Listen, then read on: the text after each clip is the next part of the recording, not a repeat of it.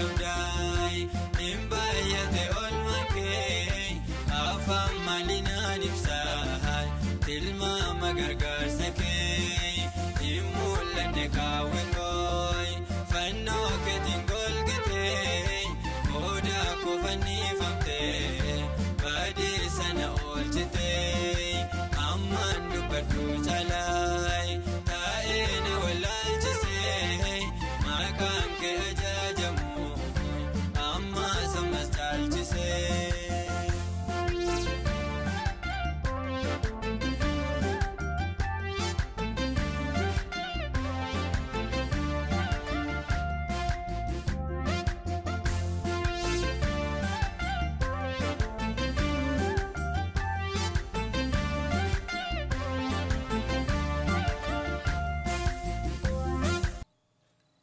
Farfata girmaa'ee baayisaa guddaa galatoom jechuu barbaanna faaruu yeroo hundumaan na dhaggeeffannu haaraa ta'e kana kan nu eebbisu akkasumas immoo waa'ee fannoo Kiristoosii kan nu barsiisu waaqnaa galatoomu waaqayyoon guddisee eebbasaa siifaa dabalu jechaa barbaanna waaqayyoon galateeffannaa akkam jirtu ijoollee waaqayyoo bakka jirtanittu hundumti keessanuu nagaan waaqayyoo isiniif haa baay'atu jechaa ergaa keenya irraatti dabarra.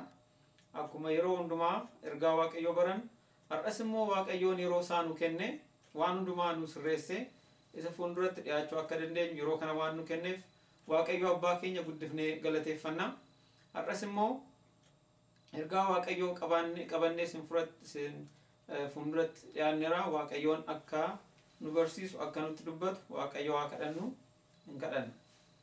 Abbaa keenya jiraataa bara baraa kan taate yaa waaqayyoo sigalateeffannaa innaa kana waan nu kenniteef ammas immoo yaa gooftaa ati jecha kee irraa nu barsiisi jechi kee kan bara baraan jiraatu yaa waaqayyoo jireenya keenya keessatti immoo hiikaa akka argatu ati nu gargaari maqaa gooftaa Yesuusiin ameen.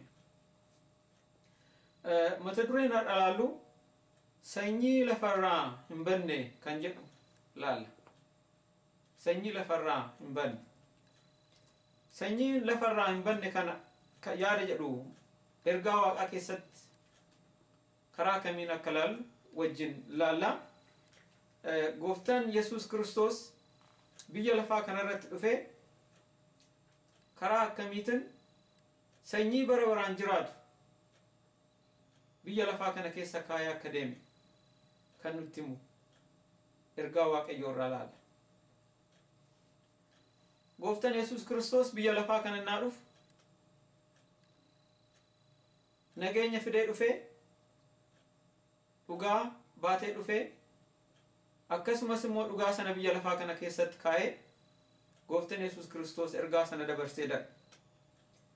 Matsaafa irraa innaa dubbifannu Phexros isa duraa lakkoofsa 1:19 irratti innaa dubbifannu garuu Kiristoos dhiigasaa isa gatii jabeessan isin fureera in akka mudaa yookiin xurii hin qabneeti jedha. Gooftaan Yesuus Kiristoos sanyii lafa kanarraa hin banne kan facaasee deeme dhiiga isaatiin. Maaliidhaaf jennee ilaallu gooftaan Yesuus Kiristoos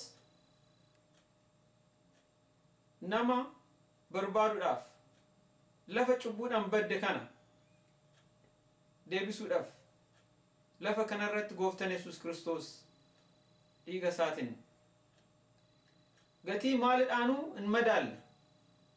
Gatii maaliidhaanuu wal biratti qabuu hin dandeenye gooftaan Yesuus Kiristoos biyya lafaa kanarratti dhufee gatii sana yookiin immoo sanyii sana biyya lafaa kanarratti dhiisee deeme. Kiristoos immoo nuuf jedhee jedha abaaramaa ta'uudhaan abaarsa isa seerichi nutti fide jalaa nu furuudhaaf akkuma caafame namni mukatti rarraafame abaaramaadha nin jedhe. Gooftaan Yesuus Kiristoos nu fayyisuudha jedheet biyya lafaa kanarratti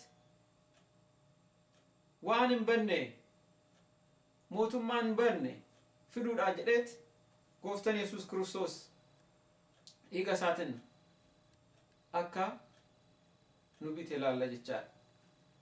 Lakkoofsa 23 irratti maal jedha? Isin sanyii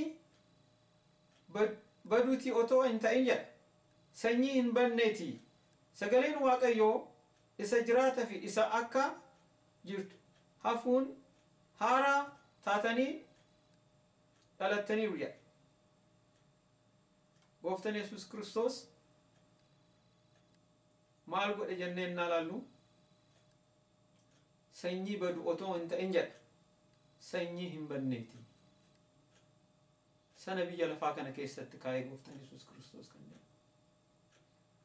dhugaa baatee waan dhufeef dhugaa qabatee waan biyya lafaa kana irratti deddeebi'eef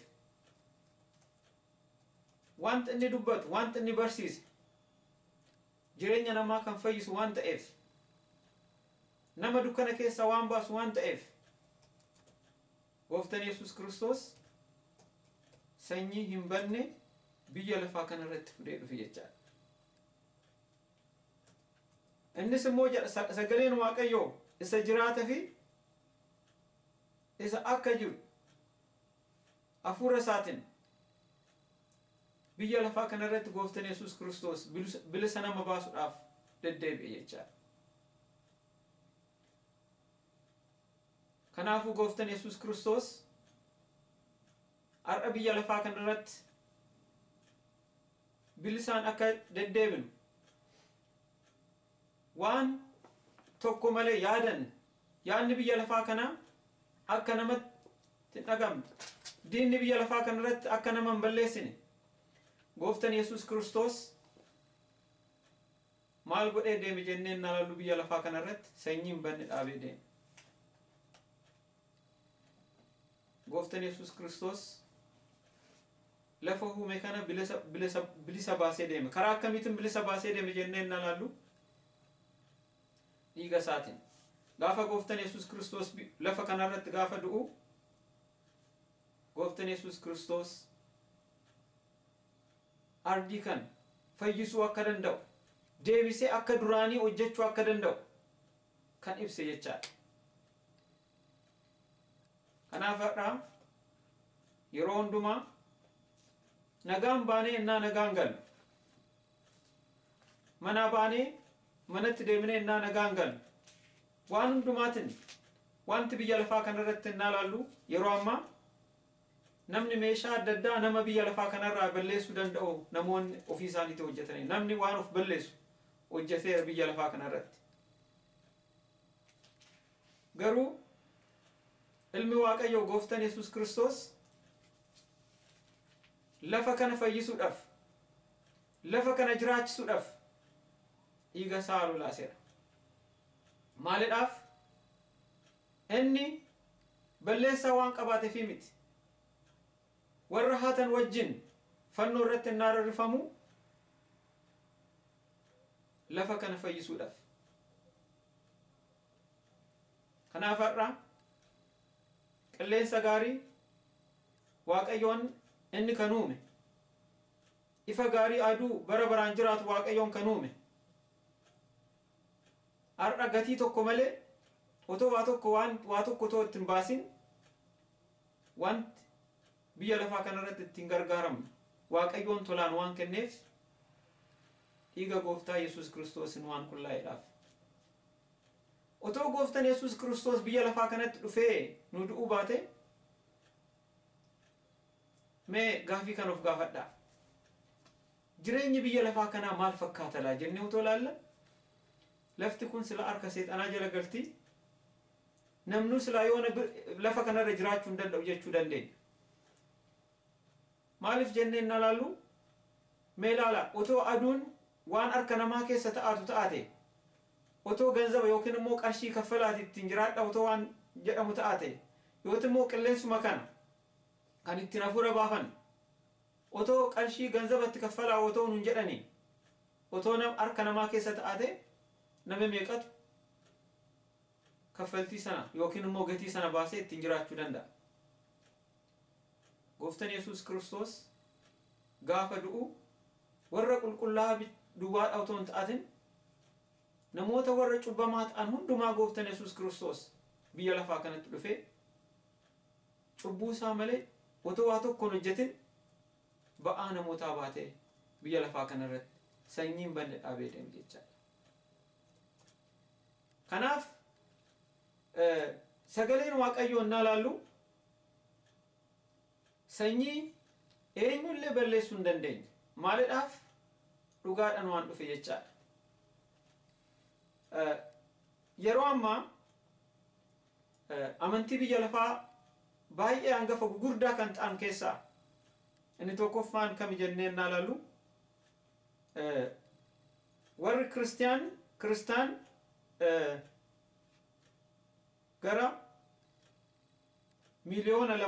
gara miliyoona lamaa olii kan ta'e jechaadha. biliyoona lamaa oli ክርስቲያን ittaanee dammoo islaamnis akkasuma gara biliyoona tokkooti warri amantii immoo hin qabnes innis akkasuma jecha garuu namoonni amantii guddaa kan ta'an keessaa biyya lafaa kana keessatti amantii guddaa ta'ame namoonni miseensa guddaa kan ta'e af maqaa kiristaanaatiin yookiin immoo miseensa adda addaatiin karaa adda addaatiin adda addaa ta'u malee maqaadhuma kiristaana kanaan kan waamamu baay'inni isaa hammam jennee na laallu biliyoona lamaa olii jechaadha. Gooftaan Yesuus Kiristoos waa'ee kanaa namoonni maqaa isaatiin akka waamaman kan godhe jaalalaan malee humna isaatiin yookiin namoonni akka amanan giddiidhaan namoonni akka amantii kana fudhatan jedhee otoo hin ta'atin jaalalaan dhufee sanyii biyya lafaa kanarraa hin banne uumee deeme jechaadha. Gaafa Gooftaan Yesuus Kiristoos du maal godhe lafa kana bilisuma baase jechaadha. Lafti kun akka diina jala gallee nafne akka waaqayyoon yeroo hundumaa akkuma to'atutti kanaan dura waaqni waan uumeef ammas immoo diinni lafa biyya lafaa kan akka hin balleessine ilmi waaqayyoo maalitti baasee jenneen na laallu lubbuu isaatiin biti jechaadha deebisee. Kanaafuu lafti har'a nuti irra jiraannu kuni lafa waaqni uume lafa waaqni lammata immoo deebisee harka seexanaa harkaa fuudhe jechaadha. Lafti har'a aniif isin irra jiraannu lafa yeroo lama uumamte jennee dubbachuu dandeenya jechaadha. Lafa duwwaa otoo hin ta'atin nutis immoo lubbuun keenya waaqayyoo irraa lammata dhalanneera. Kanaan dura abbaadhaa fi haadha keenya irraa fooniin dhalanne gaafa Gooftaa Yesuus Kiristoos beeknerraa sagalee isaa immoo gaafa dhageenyerraa isatti amannee isa wajjin deemuu gaafa calqabnerraa jennee lammata akka dhalanneeti jechaadha. Sanyii hin bannerra. Kanaan dura fooniin dhalanne namni fooniin dhalate gaafa cubbuun biyya lafaa kanarratti ga'ee calqabee foon yeroodhaaf mul'ate baduudha. Garuu ilmi waaqayyoo Gooftaan Yesuus Kiristoos galata guddaa argatu maal godhe jenneen na laallu lammata sanyii hin bannerraa akka dhalannu carraa guddaa nu kenne jechaadha. Carraan kun immoo akkamitti argamne jenneen na laallu meetii baay'ee yookiin immoo warqii waan adda addaa nuti baafnetii miti. Otoo jireenyi kun waan qarshii baay'eetti baafne waan binnu ta'ate eenyullee ofii isaatiin argachuu kan hin dandeenye jechaadha. Lubbuu namaa lubbuu ilma waaqayyoo dhiisati lubbuudhuma namaayyuu namni qarshiidhaan ganzabaan bituu hin danda'u. Ilmi waaqayyoo garuu nuti fayyina akka argannu bilisa akka baanu carraa guddaa kana nu kenne jechaadha. Matsaaf Ibroota irratti na laallu 13 boqonnaa 13 lakkoofsa 12 irrattis maal jedha?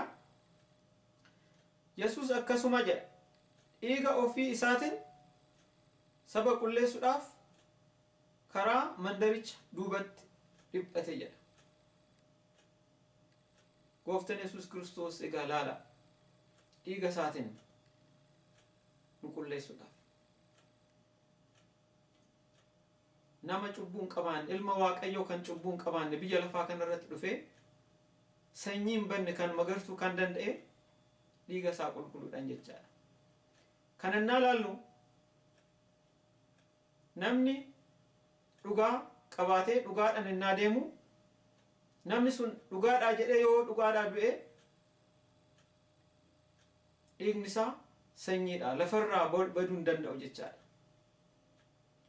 Lubbuu namaa dhiisati zaafiidhumallee zaafi yookiin mukannaa kunnu yookiin immoo mukannaa murru mukni sun deebisee innaa biqilu hundee baay'ee yookiin immoo karaa baay'ee ta'ee biqila jechaadha. Akkasumas jireenya keenya keessatti innaa ilaallu biyya lafaa kana keessatti namoonni dhugaa qabaatanii dhugaa isaaniitiif innaa du'an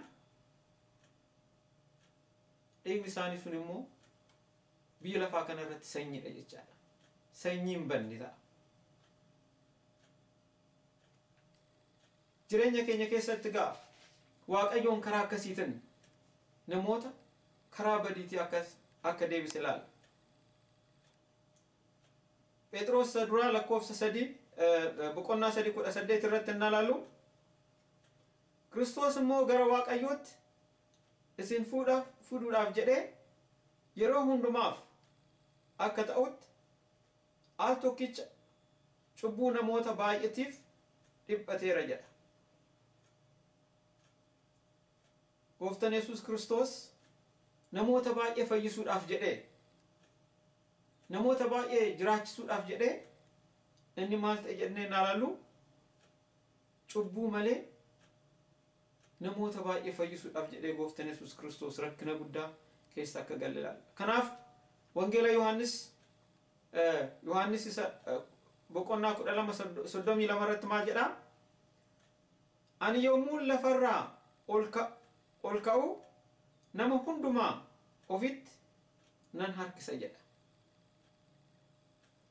Gaafa Gooftaan Yesuus Kiristoos du'u maal ta'e karaa attamiitiin darbe jennee ilaallu namoota hundumaa gara kootti nan fida jedha. Nama hundumaa gara kootti nan harkisa jedha. Karaa attamiitiin namoota hundumaa gara isaatti harkisuu danda'a jennee ilaallu inni cubbuu keenyaaf jedhee waan du'eef amantiidhaan qalbii keenyan jireenya keenya keessatti yeroo hundumaa waan sana innaa yaan isa nu du'e isa nu jiraachisuudhaaf jedhee biyya lafaa kana irratti kan dhufe innaa ilaallu inni nu jiraachisuudhaaf gara isaatti nu fudhachuudhaaf yeroo hundumaa akka qophaa'u argina jecha. Gooftaa Yesuus Kiristoositti amannee isaan innaa jiraan inni maal nu ta'e jennee innaa ilaallu jireenya bara baraa ittiin jiraachuu dandeenyu sana nu keessatti uumee deeme jechaadha. Sanyii hin banne biyya lafaa kana irratti uumee deeme. Kanaaf har'a biyya lafaa kana irratti innaa ilaallu otoo Gooftaan Yesuus Kiristoos sanyii kana biyya lafaa kana irratti kaayee otoo deemuu baate jireenya keenya silaa maal fakkaata? Jireenyi namoota hundumaa biyya lafaa kana irratti silaa maal fakkaata? Gooftaan Yesuus Kiristoos idda du'ee deemeyyuu namoonni diinni karaa adda addaatiin badiin adda addaa biyya lafaa kana irratti dhageenyu. Waraansa ta'uu danda'a, balaa adda addaa ta'uu danda'a. Kun hundumtuu biyya lafaa kana akka hin jirre kan balleessuu danda'u iyyuu ta'a. Garuu Waaqayyoon immoo maal godhe jennee ilaallu humna biyya lafaa kana balleessuu danda'u jalaa fayyisuudhaaf dhufe malee balleessuudhaan dhufne jechaadha. Kanaafuu abdii guddaa kan nu kennu yeroo hundumaa isaan jiraachuun jireenya keenya keessatti hiikaa kan qabu ta'uu jechaadha. Maaliin illee madaaluu kan hin dandeenye. Gooftaan Yesuus Kiristoos waan baay'ee nurratti baase jechaadha. Nu fayyisuudhaaf jedhee. Kanaaf yeroo hundumaa isa qabannee isaan jiraachuun jireenya keenya keessatti bu'aa guddaadha. Bu'aa guddaa akka ta'e immoo karaa akkamiitiin ilaalla jennee ilaallu jireenya har'a nuti jiraannu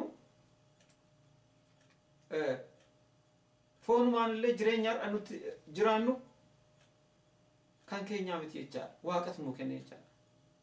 Qanii takkittiin illee haa taatu eenyullee humna isaatiin jireenya isaa irratti yookiin immoo umurii isaa irratti kan dabalu hin jiru. Eenyullee guyyaan tokko tokko kan jireenya keenya irratti nu dabalamu yeroon sun dhiiga ilma waaqayyootiin kan bitamte jechaadha. Wanti biyya lafaa kana irratti nuti arganne hundumtuu kan keenyaa miti. Hundumtuu kan Waaqaati. Maaliidhaaf har'a namoonni biyya lafaa kana irratti wanti lafa qabatanii lafti kun kan keenya kan kooti jedhanii namni dubbachuu danda'u. Garuu dura eenyutu uume jennee ilaallu Waaqatu uume jechaadha. Har'a nuti biyya lafaa kana irratti kan jiraannu lafa Waaqni uume idda cubbuudhaan kuftee immoo lafa Waaqayyoon deebisee ilma Waaqni galma Waaqayyootiin deebisee fayyise jechaadha. Kanaaf har'a Waaqayyoon yeroo hundumaa galateeffachuun nurra jira.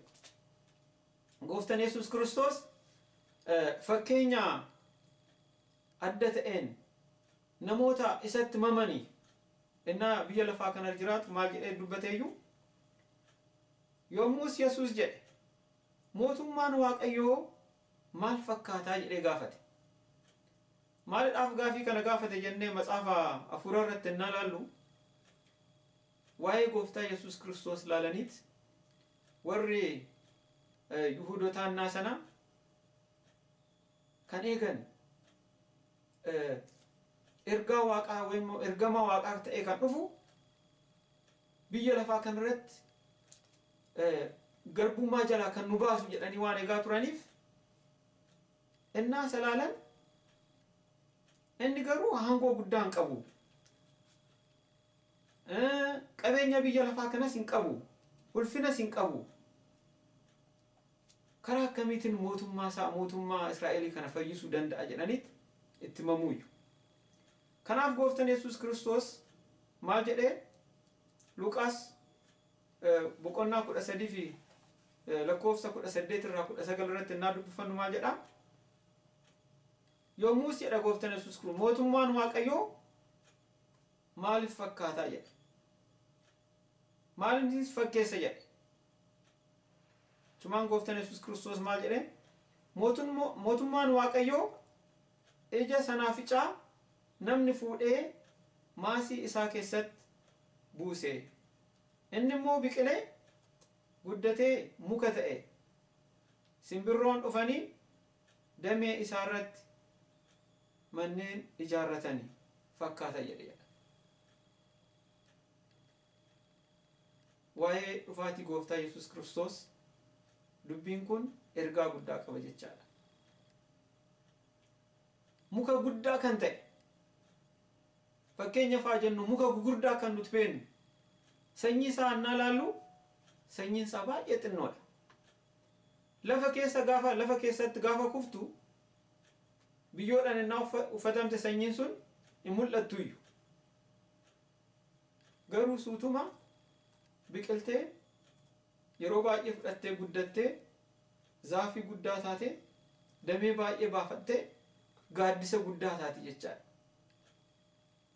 Innaa kanaafuu mootummaan Waaqayyoo karaa akkasiitiin fakkaatama jedha. Gooftaan Yesuus Kiristoos sanyii isaa biyya lafaa kana irratti kaa'ee kan deeme karaa akkasiitiin. Jaalalaan dhiiga isaa fannoo irratti lolaasee gooftaan Yesuus Kiristoos sanyii hin banne dhiisee deeme jechaadha. Kanaafuu har'a Waaqayyoo guddifnee galateeffachuun nurra jira. Ergaa kana biyya lafaa kana namoonni baay'een jiru ergaa kana waa'ee du'aatii Kiristoos ilmi Waaqayyoo karaa akkamiitiin nu fayyisuudhaaf akka dhufe kan nutti mukan akka dhageenyu Waaqayyoon carraa guddaa waan nu kenneef Waaqayyoon galateeffannaa. Kanaafuu sanyii hin banne kanarraa biyya lafaa kanarratti dhalannee yeroo hundumaa bara baraan jiraachuu isa wajjin bara baraan jiraachuu akka dandeenyu Waaqayyoon nu haa gargaaru. Waaqayyo hunduma keenyaa waliin haa ta'u. Eebbifamaa.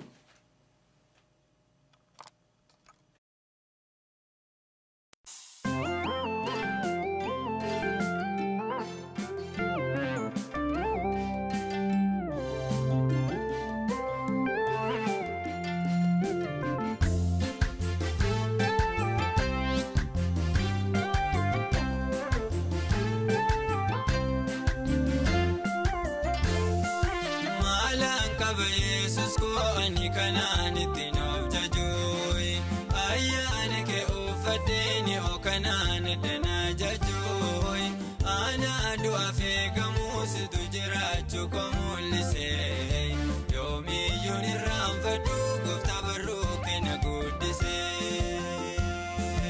galata narkaa